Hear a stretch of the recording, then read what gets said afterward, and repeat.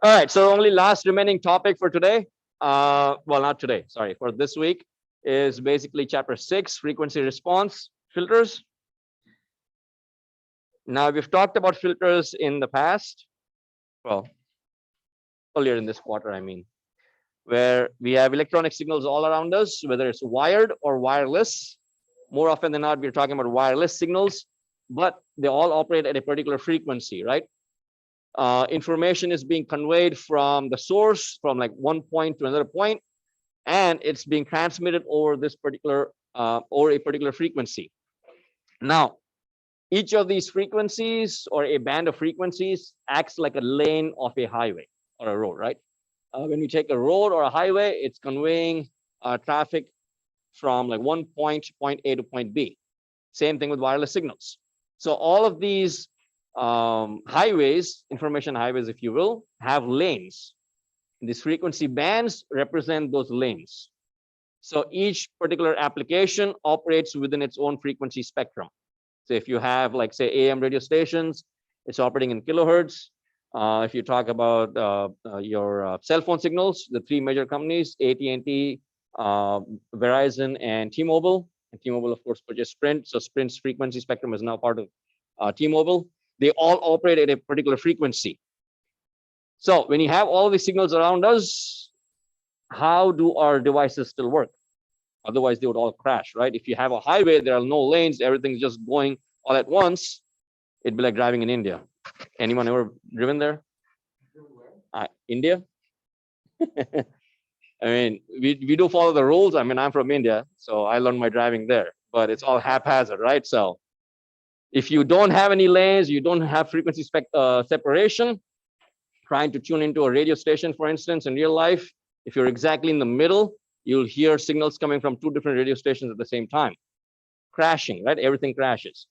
So what allows us, or what allows these electronic devices to work, is basically the magic of filters. Electronic filters, as the name suggests, are like mechanical filters. They block out certain unwanted signals and only allow certain signals to pass through. Okay, so we have frequency spectrum, right? Going all the way from 0 hertz all the way to like gigahertz and terahertz and beyond. So 0 hertz would be the low end, gigahertz, megahertz, terahertz would be like the high end. Basically, you have any kind of band. Like if you talk about like kilohertz band, you'd say like the lower end and the higher end. So if a filter allows the low band of frequencies to pass through and blocks the high band, it's allowing low frequencies to pass, so it's known as a low pass filter. If it allows the higher frequencies to pass, it would be called a high pass filter. And if it allows a particular band of frequencies to pass through and everything else is blocked, it is known as a band pass filter. Okay, and that's basically what we're going to study in this chapter. Okay, so those are real life examples. Another real life example, which I really like to bring up, is this.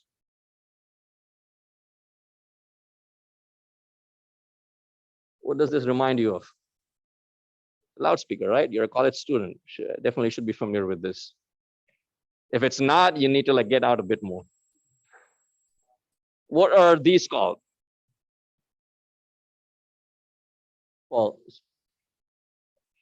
this I would say it's a loudspeaker box, the entire box, loudspeaker box. These would be speaker drivers in there. So there are 3 speaker drivers inside. What do we call these? Woofers. How about the small one? Tweeter.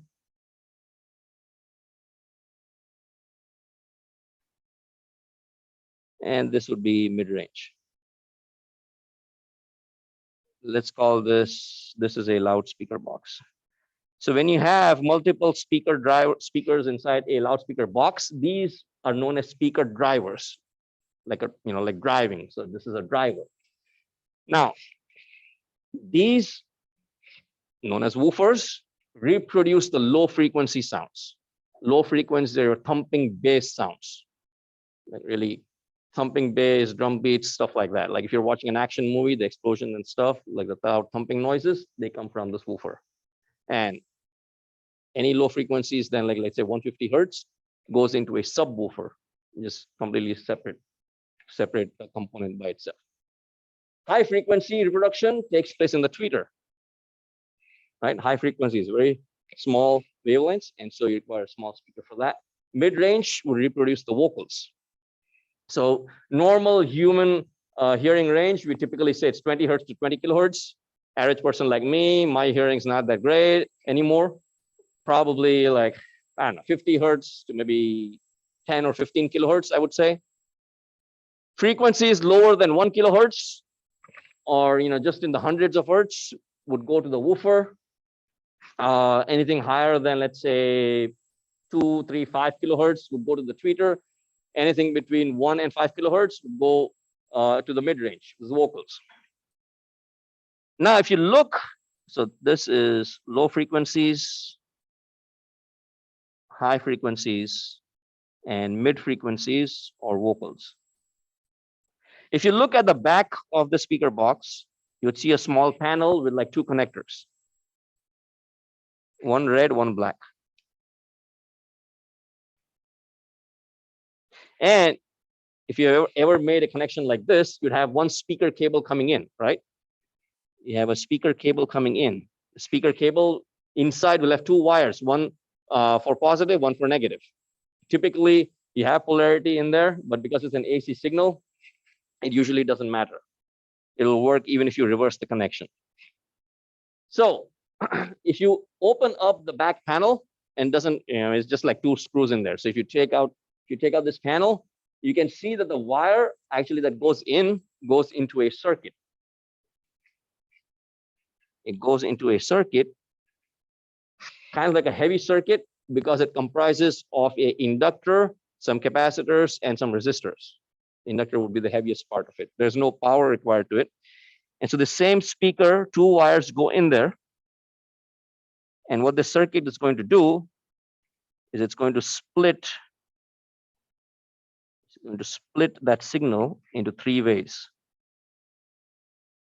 And so this loudspeaker box is known as a 3-way loudspeaker. If it's only 2 drivers, like a woofer and like a mid-range or a tweeter, it'll be a 2-way speaker. Then your incoming signal is split 2 ways. It's a 3-way speaker box, incoming signal is split 3 ways. And the important function that this circuit is performing is basically taking this incoming signal, it diverts the low frequencies to the woofer, and it blocks out everything else except for the low frequencies in here. For the tweeter line, it only allows the high frequencies to go through, blocks out everything else. And mid-range blocks out everything else except for that band of frequencies for mid-range frequencies. And this circuit is known as a crossover network. It's known as a crossover network. And the technical term for this circuit is a filter. It's an electronic filter. And that is what we're going to look at in this chapter. This crossover network inside. You can take any speaker, even like the small ones that you like mount, like even the speaker like this. If it's like a 2-way speaker, if it's a small woofer and a tweeter in there, it'll have a RC circuit, like a resistor and a capacitor circuit inside it. If you take even the small ones that you can mount on the walls, like a home theater in a box, if they are 2-way speakers, they will also have a small RC circuit inside it. It's very cheap and very easy. You can build it out of a few resistors and a few capacitors. Yes. Yeah, that's just one driver. There are actually earbuds, and most headphones are just one drivers. They're like, they say virtual 7.1 and 5.1 headphones, which I've not personally seen one in real life, but I've seen images where they have like more than one driver in there. But again, like a surface mount capacitor is like very, very small. It doesn't take up a lot of space. So it's very easy to build. Now, I was saying, all of these signals are all around us. So all our electronic devices, our electronic world would not work without filters. Absolutely would not work without filters. So filter design is a very important and very high level subject. It's an entire course by itself that EE majors take in your 3rd, 4th, and 5th years, like senior year or even in grad school. What we're going to look at is the most basic filters, right? Most basic filters. And again, crossover network is as basic as it comes. Okay, and that's what we're going to look at in this chapter. Oh, on a separate tangent, anyone have a subwoofer in their car? Just one person? Two people? That's it? Three subwoofer in their car? Yeah, just three people, man. I'm disappointed in this generation. Yeah. I mean, I had two when I was in college, you know. I picked up like a box from Walmart and wired it up. I had it going like 2 days. Those days are long gone, though. The car's gone, the woofer's gone. Anyway, so before we begin looking at the circuits, I want to introduce a different way of looking at these circuits. What we're going to do is the circuits that we have normally analyzed typically have a input source, right? And then we have certain components. And in this case, for convenience sake, let me just draw like an inductor. So you have a voltage or in this case, I draw a voltage source, but it could be a current source also. So you have a source, you have some resistors in there, and you have some other components like a capacitor or inductor or something, right? Now, anytime you measure voltage, you measure current for a component, what you're doing, we are trying to measure what the output is across that component. So in this case, what I'm going to do is I'm going to say that my output is across that inductor. Okay. My output is across that inductor. O/P is my acronym for output. Okay. O/P is output for me. And what I'm going to do is I'm going to put the circuit outside of the input inside a sealed box. Okay. Inside a sealed box. On the left, I have the input. On the right, I have the output.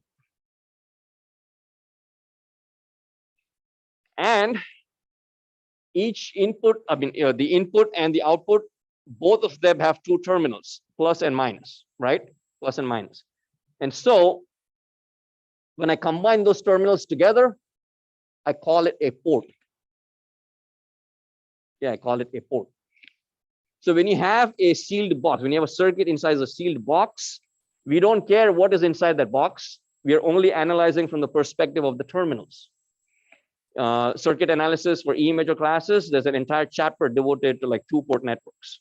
So this circuit can be represented as a two-terminal, two-port network. The two terminals are plus and minus, and the two ports are input and output. Now, electrical engineering, we have electronic devices that have more than two terminals. You have transistors that have three terminals. You have diodes, triacs that have three terminals. SCR, silicon control rectifiers, that have four terminals. And there are many other devices that have like more than, they have several terminals. For the most part, when we talk about circuit components, they only have like two terminals. So this circuit will be a two-terminal, two-port network, right? So we'll analyze some of these circuits just by looking at the input and the output port, V in and V out.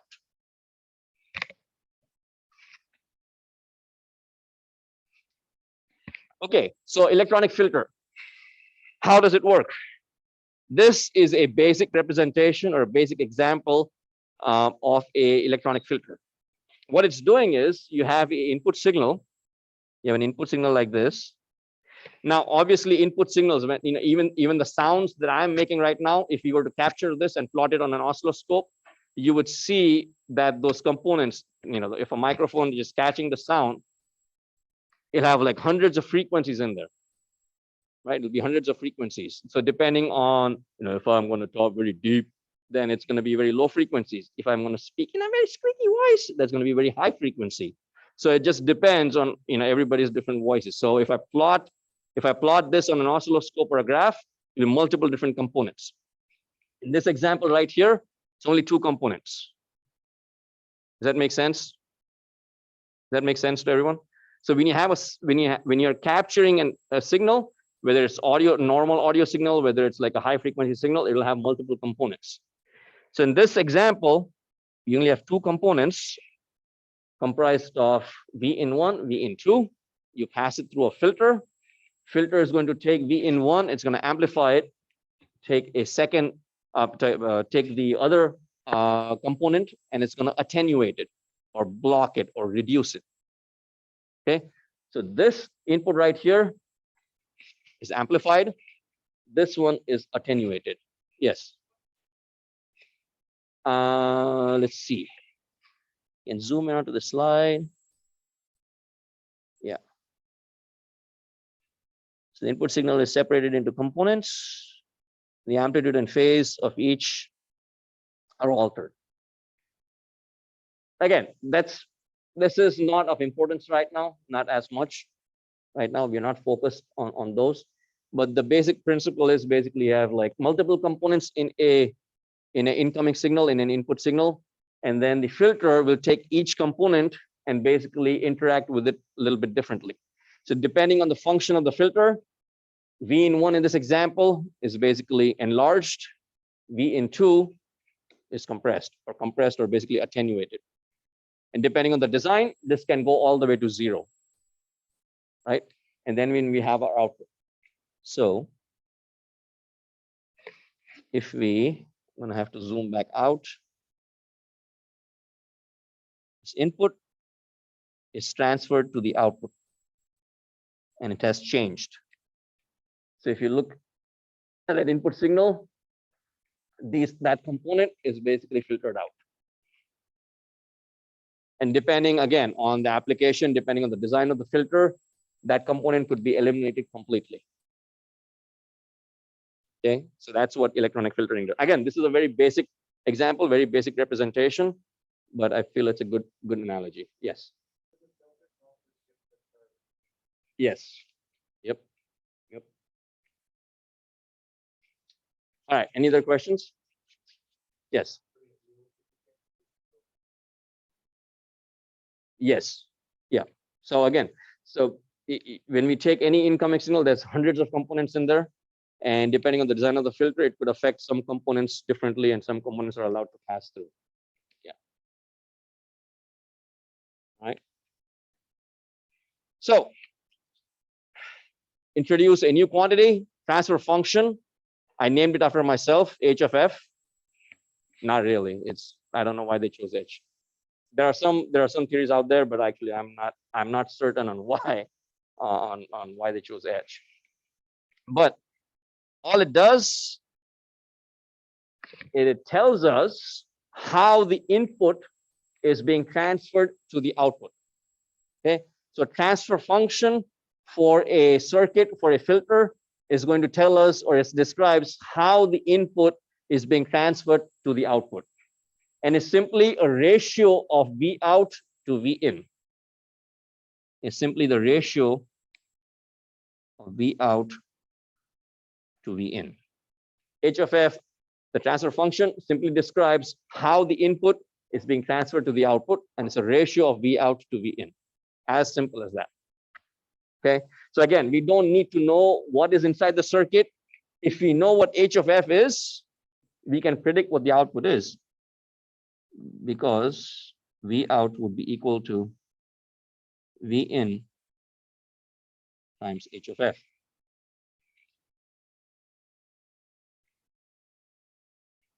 So for example, if H of f describes the gain of a circuit or the circuit, and if V in is 1 volt, I can predict that V out would be 2 volts. If V in is 5 volts, I can predict that V out would be 10 volts. Yeah. Larger. So transfer function simply allows me to predict what the output would be. All right. Yes. Well, no, filter, amplifier, could be anything. But transfer function in general basically just describes how the circuit is transferring the input to the output. So in this situation, yes. So it's like an amplifier, yes, in this situation. Yep. Yes.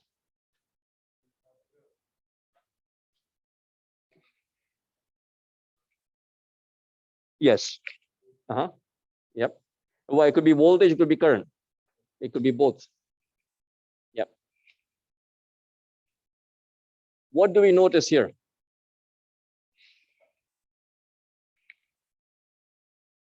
Chapter 5.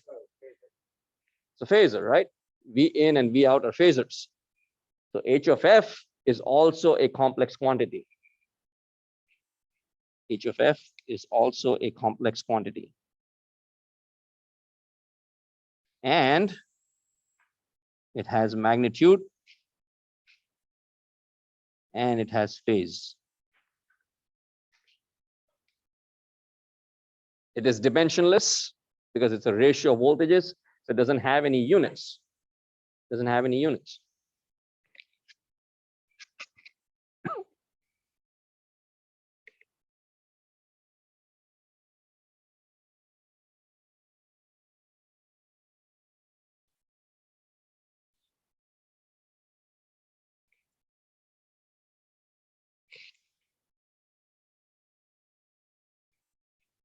Okay. All right. So we can actually solve problems, as I said, right? If you know H of F, we can predict what the output is going to be, right?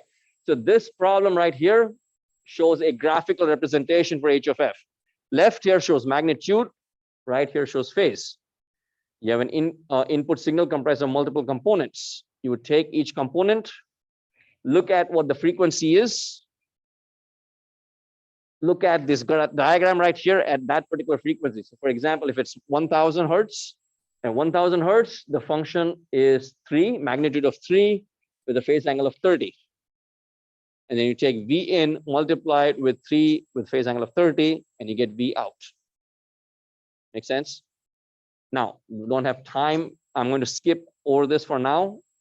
Homework 17 is based on transfer functions and this kind of problem. That's why it's not available on mastering right now. If we have time on Wednesday, I will go over the problem. Otherwise, we will skip homework 17. Okay. So homework 17 is not in the cards for now. If you have time, I'll go over this and assign it. Otherwise, we'll just skip over it. Because this is, well, it's not that important to the rest of the chapter. What is important is this. Component behavior of the inductors and the capacitors. Now, we studied inductors and capacitors, chapters 3, 4, and 5, right? In chapter 5, we studied that a resistor behaves exactly the same way for DC as well as AC, right? But an inductor and a capacitor has reactance. It has impedance, which is frequency dependent. ZL is J omega L or J 2 pi FL, right?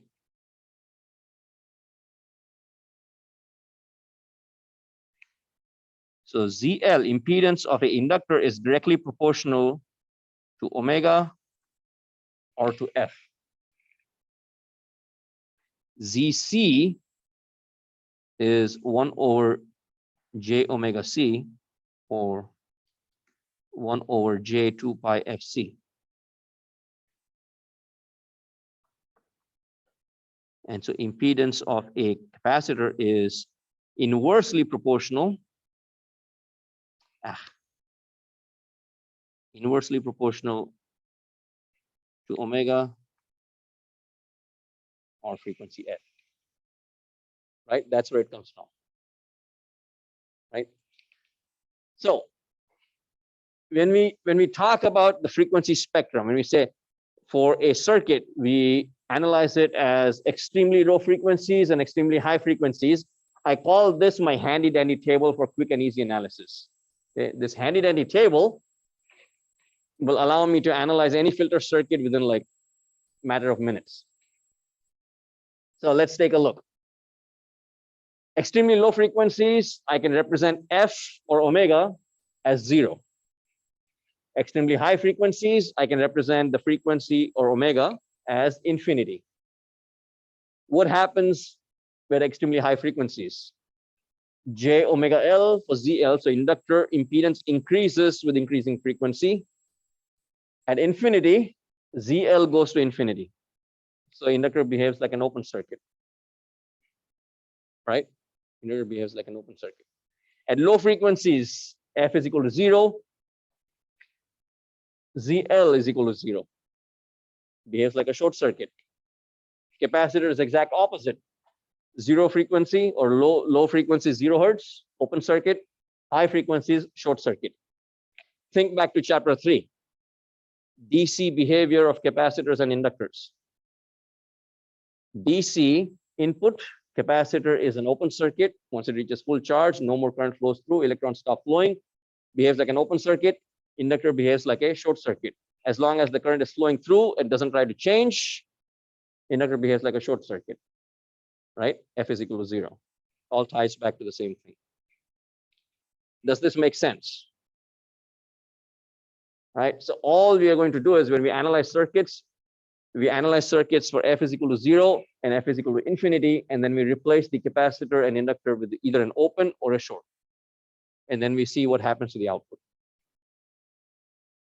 And based on this behavior, there are 6 basic filters that we will look at.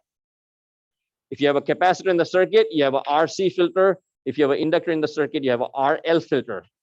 And for both RC and RL, you have a low pass and a high pass. Actually, I should have both. This should be kind of eliminated or and. So with an RC circuit, you can have a low pass filter and a high pass filter. For a RL circuit, also you can have a low pass and high pass filter. Okay, low pass and high pass. So you have a 2x2 matrix, you have 4 different kinds of filters. But they are not 4 different circuits. The RC circuit and the RL circuit is exactly the same. The RC low pass and RC high pass is exactly the same.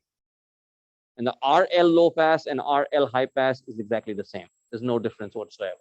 All right, so it's not 4 circuits, it's only 2. It's just 4 different functions. And again, in just the next couple of slides, you will see how it functions as both a low and a high pass filter.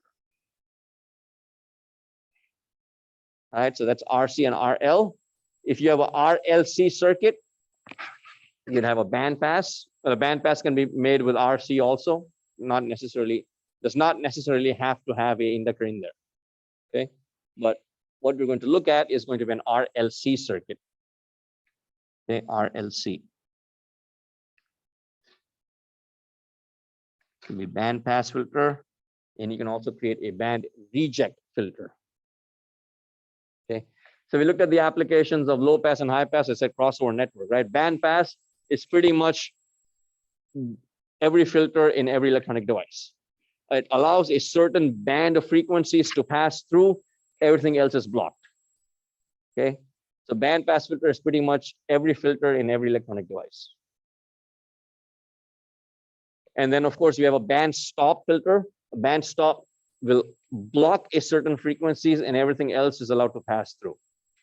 A real life example for a band stop or band reject would be kind of like a power line filter. So our power outlet, 60 hertz signal, sometimes causes interference with sensitive equipment, with even audio equipment that's not properly designed. So in those cases, we use an electronic filter somewhere in the power line to block out that 60 hertz noise. Any unwanted signal is known as noise. So 60 hertz signal is blocked by using a band stop or band reject filter that is set at 60 hertz. Okay, so band stop is exactly the opposite of band pass. RC and RL, how many energy storage devices? 1, right? In each case, it's 1. So one energy storage device requires a first order differential equation. It's a first order circuit. It's known as a first order filter. So RC and RL circuits or filters are known as first order filters. If you have more than 1 energy storage device, it's a second order filter. Filter orders can go up to like 3, 4, 5, 6, 7, 8, and so on and so forth, like nth order. And there are trade-offs. Again, filter design is very, very complicated, very specialized. We are not going to do any of that. Even EE majors don't do that unless they take that specific course, right? So we study first order and second order filters. One other distinction also is active versus passive. So if you have a filter that provides a gain, meaning there's an amplifier built into the filter, then it is known as an active filter.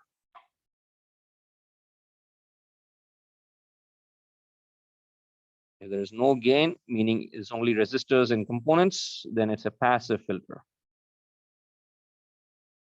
In 201 or 201, we only study passive filters. We do not study active filters. EE major class circuit analysis, there's an entire chapter devoted to active filters. When you take EE 321, you learn about op amps. Op amps are used to create active filters. It provides an amplification factor. Anyone ever use the graphic equalizer on a boombox, moving sliders up and down? Only some of you have. But it doesn't have to be like a physical slider. Software, in a software like phone apps, in your laptops, in your computers, you have graphic equalizers. You can set those sliders. If you look at those sliders, there should be a frequency number right there. Each one of those sliders is an active band pass filter. When you move that slider up and down, you can immediately hear the difference in the sound. And that's an active band pass filter. So again, if you have the opportunity, we have a boombox somewhere in like an electronics store, I have a mechanical slider on there, you can try it out. But that's an active band pass filter. Okay, RC low pass circuit. Again, we are looking at it from the perspective of a two-port network, but if you look at the circuit itself, what does it? It's a familiar circuit, right? You have a resistor and a capacitor in series. It's simply taking the output across the capacitor, but the circuit is circuit is not something new. You have seen this circuit before. It's simply a resistor and capacitor in series.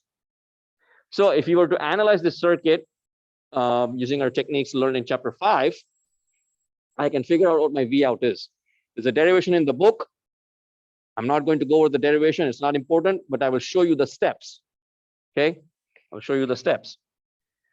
If you take a look at the circuit, I can find the total equivalent impedance, ZEQ, as R plus ZC, right? R plus ZC. I have a voltage source and a resistor and a capacitor. So the total current in the circuit can be found from Ohm's law. I is V in over ZEQ. And once I have I can apply Ohm's law again and find the output voltage V out. I can also, of course, find using voltage division in one step. So V out is basically VC, meaning I times ZC, I times ZC. This will have V in, right? You take V in on the other side, you got V out over V in, H of F, reduce that equation, and you get H of F is equal to 1 over 1 plus J F over FB. Okay, derivation is not important as long as students understand. V out over V in, H of F is going to be 1 over 1 plus J F over FB. F is a variable, FB is a constant.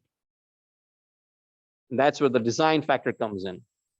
You take the components, depending on the component values, you get a frequency known as break frequency. That frequency is where the transition occurs between the frequencies allowed to pass and the frequencies being blocked. Okay, so FB is known as the break frequency.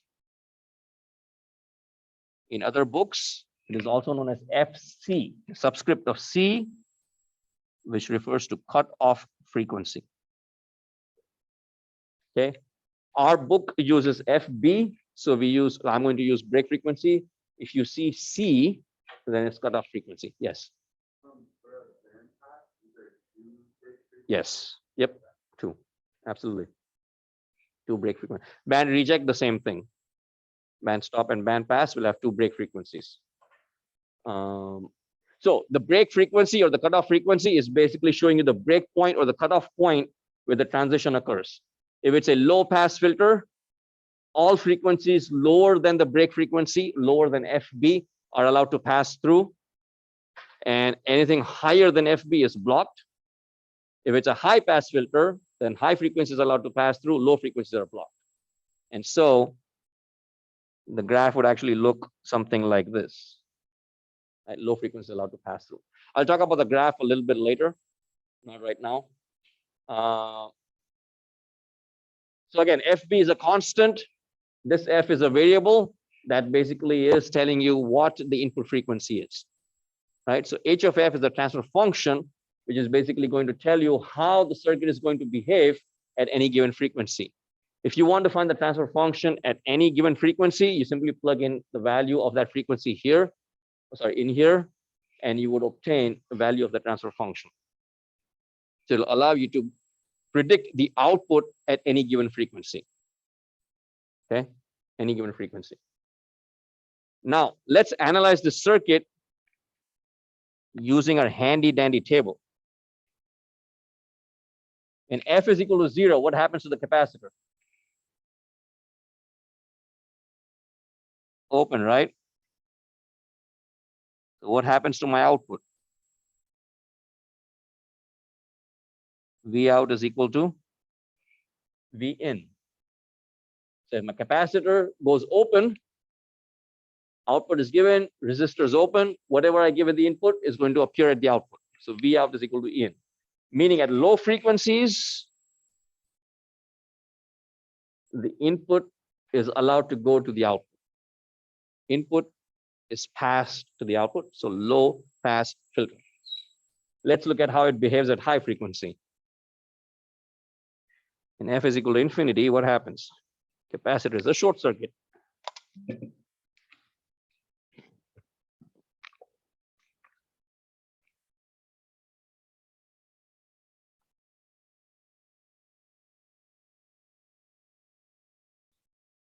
What happens to my output now?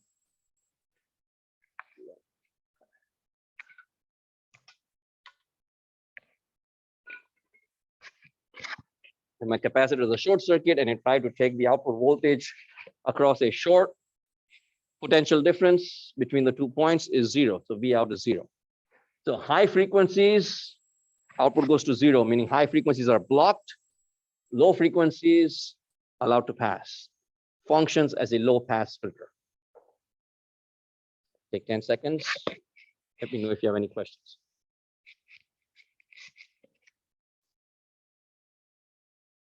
Does that make sense? Yes. Okay. Yes.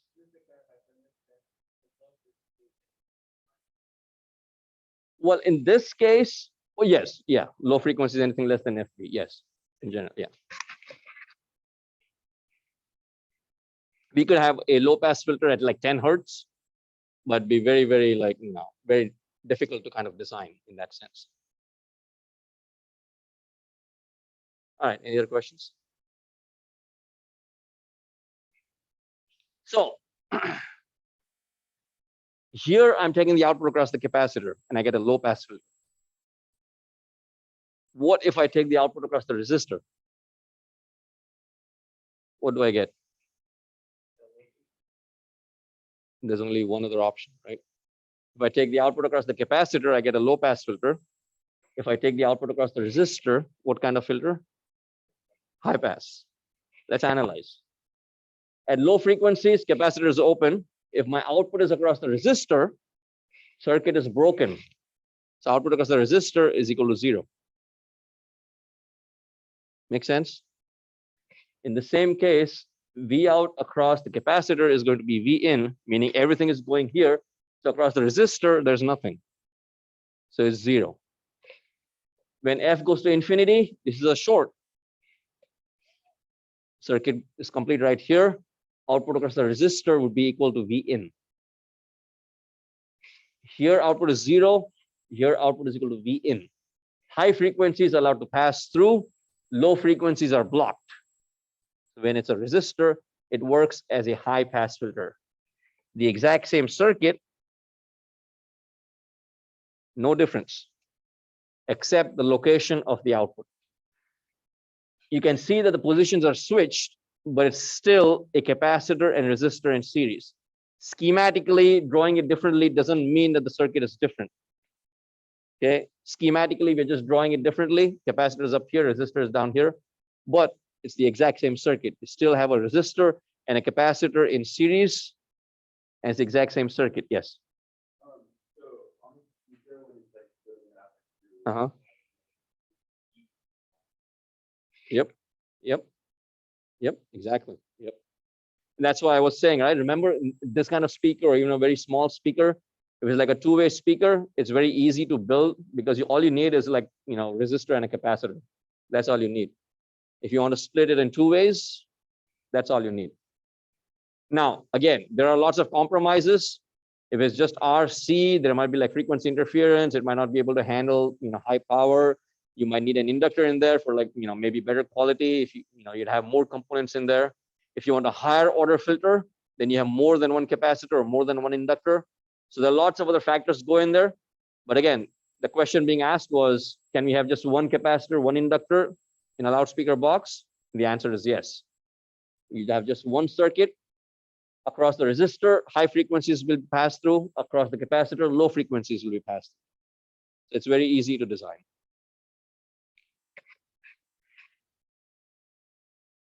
And that's, of course, also why some speakers would be really cheap, why some speakers would be like more expensive. There's a lot more that goes in there, but like, more expensive speakers would have a better design crossover network and higher quality of the components, obviously. Okay, coming back here. So again, this is a high pass filter, exact same circuit, nothing is different except the location of the output. Okay, FB is still given by 1/2 pi RC. No difference. Same equation. Transfer function, however, has the additional quantity in the numerator. Is J/F/FP. Denominator is still the same. Numerator is different. Okay, numerator is different. So exact same circuit, no difference whatsoever. All right, any questions? Any questions at all? So I'm going to stop right here. I'm keeping all three sections in sync. We still have a few extra minutes. I'm going to let you out early, but there are two announcements. One, common final email. Did everybody receive that? Okay. Some students have filled out the survey, but I need everyone to fill it out. So I need to know how many people are going to come or show up for the common final. Again, to repeat, common final, you only have to answer yes or no. If you're going to come, click yes. If you're not going to come, say no. If you say no, then you have two options. You can show up for your regularly scheduled time. That's Monday, right? Monday after. So it's exactly a week from today. Now, if you don't want to take the exam on that Monday, you have the option of taking it on Wednesday or Friday with my other sections. But then you need to fill out the second part of that question on there. So you don't need to explain why you're not taking the common final. You don't need to explain that. But if you want to take the exam with a different section, then you do need to explain why. Again, I only have limited number of seats. Chances are I will have enough seats on Wednesday and Friday because several students are taking the common final. All right, so please fill out that survey as soon as you can. The other part or the other portion I want to show is basically this. Surveys have opened up. I think 5 students have already filled out the evaluations. The evaluations are very important. Please go ahead and do so. It's very important to me. It's very important to the university, to the department. We're always looking to improve ourselves. So if you like something, please give us reinforcement so we can keep doing that. If there's something you don't like, something that we need to change, then you let me know.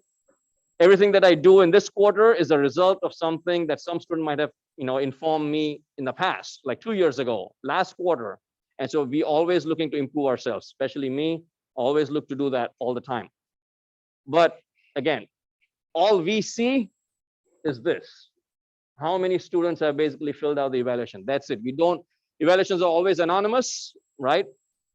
We don't even get the responses back until like the next quarter, all right? And even when we get it, it's just like, number of points and number of comments. That's it. I mean, not number of comments, the actual comments itself. There are no names on there. It's completely anonymous. As an incentive,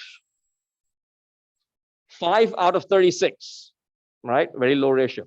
5 out of 30 so far. It just opened yesterday. Every student in the class will get extra credit in the amount of the response rate. So if 18 students fill this out, every student gets half a point of extra credit applied directly to your final grade. If 36 out of 36 students fill this out, every student gets 1 point extra credit. Meaning if you end up with an 89, a B+, it could bump you up to A-. Directly apply to your final grade. I will put all of this in an email and send it out. Again, I think this is open until Friday midnight. So I'll send out emails like every 2 days. My goal, of course, is to bump it up to as close as possible to 100%. Whether a student participates or not, everybody benefits. It's a group effort.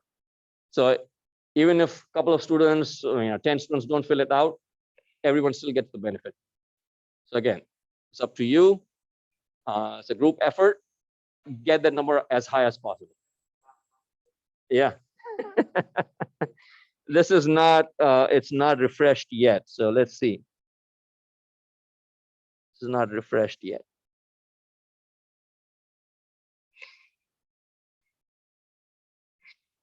It's still, so 6 students. Yeah. All right. All right. So we're going to end class here today. If you have any questions, I'm around. I'll be in my office later until 4:30 p.m. I'll see you all on Wednesday.